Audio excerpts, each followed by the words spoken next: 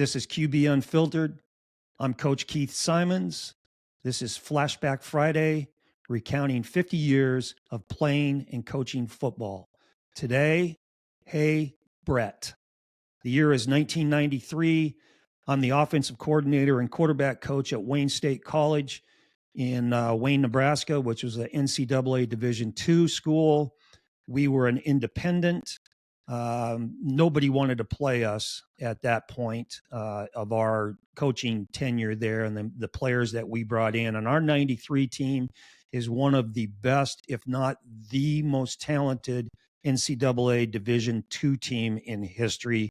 I will do another show where we specifically talk about the numbers that we put up that year and the players we had. But I can tell you this, we had 7 or 8 guys off of that team who ended up either being drafted in the NFL or were in NFL training camps as free agents. 7 or 8 guys playing Division II football. And this is about halfway through the season, maybe.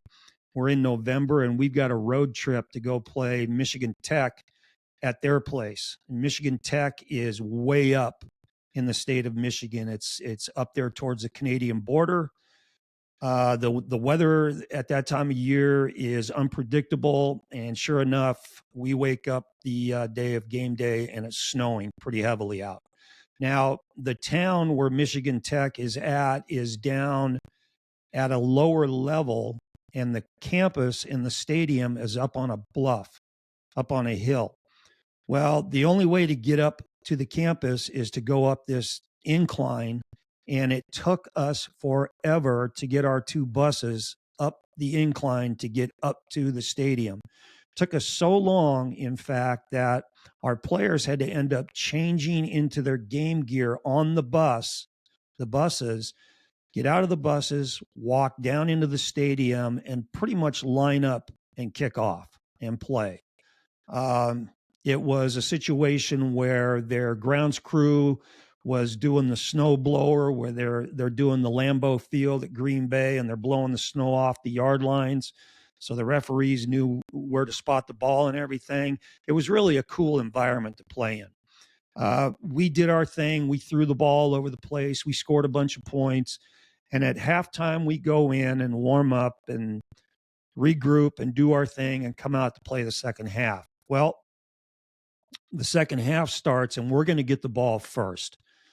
So they kick off, and we return it to about our 35-yard line, 40-yard line. And the first play we're going to run is 4 vertical.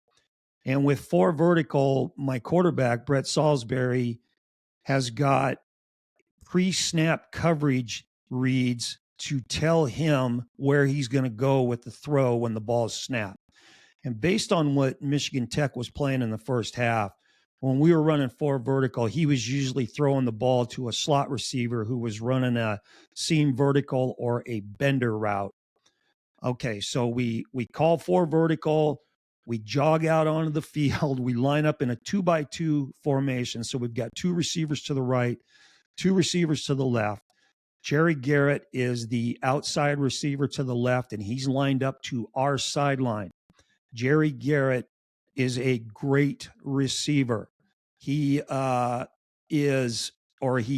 when he was in high school had a home visit by Barry Switzer, the head coach of the Oklahoma Sooners, about coming to Oklahoma and playing quarterback for OU and run the wishbone. He was that kind of guy. He was a hell of a receiver from Palomar Junior College. My quarterback, Brett Salisbury, also went to Palomar, then went to the University of Oregon, where he was a starter 2 years before he played for me at Wayne State.